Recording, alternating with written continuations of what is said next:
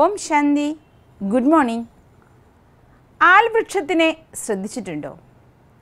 മറ്റു വൃക്ഷങ്ങളിൽ നിന്ന് വ്യത്യസ്തമായി ആൽവൃക്ഷം കുറച്ചു കാലം കഴിയുമ്പോഴേക്കും അതിൽ നിന്ന് താങ്ങുവേരുകൾ ഇറങ്ങി ഒരു കൂട്ടം വൃക്ഷം പോലെയായി മാറും.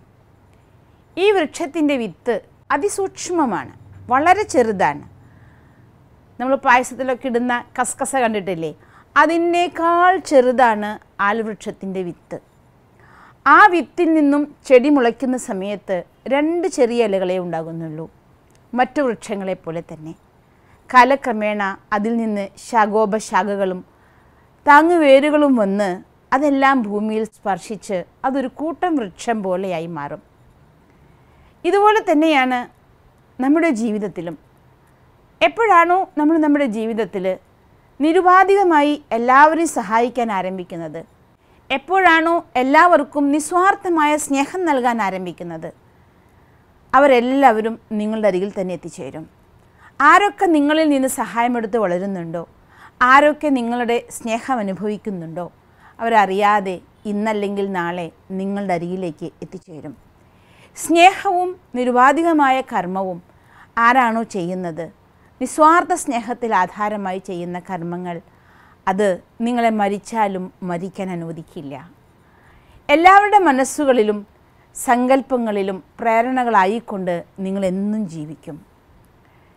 നമ്മുടെ കർമ്മത്തിൻ്റെ സൂക്ഷ്മാതിസൂക്ഷ്മ വിത്തായിരിക്കുന്ന സങ്കല്പം, ആ സങ്കല്പത്തിനെ പോസിറ്റിവിറ്റി കൊണ്ട് നിറയ്ക്കണം.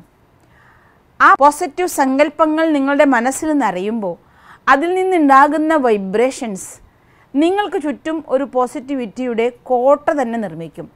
ആ കോട്ടയ്ക്കുള്ളിൽ പ്രവേശിക്കുന്ന ഏതൊരു വ്യക്തിയും ദേഷ്യപ്പെടണം എന്ന് വിചാരിച്ചാൽ പോലും ദേഷ്യപ്പെടാൻ മറന്നുപോകും. നിങ്ങൾക്കെതിരെ പ്രവർത്തിക്കണം എന്ന് വിചാരിച്ചാൽ പോലും അവർക്ക് പ്രവർത്തിക്കാൻ സാധിക്കില്ല. അത്രയ്ക്ക് വലുതാണ് പോസിറ്റീവ് വൈബ്രേഷൻ്റെ, പോസിറ്റീവ് അന്തരീക്ഷത്തിൻ്റെ ശക്തി. ആ അന്തരീക്ഷത്തിൽ എല്ലാവർക്കും സുഖവും ശാന്തിയും അനുഭവിക്കാൻ സാധിക്കും. എവിടെ സുഖവും ശാന്തി അനുഭവിക്കുന്നോ അവിടേക്ക് എല്ലാവരും ആകർഷിക്കപ്പെടും. അതുകൊണ്ട് എപ്പോൾ മനസ്സിൽ ശ്രേഷ്ഠ വിചാരങ്ങൾ നിറയ്ക്കുന്നോ, പോസിറ്റീവ് വൈബ്സ്, പോസിറ്റീവ് വൈബ്രേഷൻ, അതിൻ്റെ കോട്ട നിങ്ങൾ നിർമ്മിക്കുന്നു, നിങ്ങളുടെ ചുറ്റും ആ കോട്ടയുണ്ടാകുമ്പോൾ അതിലേക്ക് എല്ലാ വ്യക്തികളും ആകർഷിക്കപ്പെടും, നിങ്ങളുടെ അരികിൽ എത്തിച്ചേരും.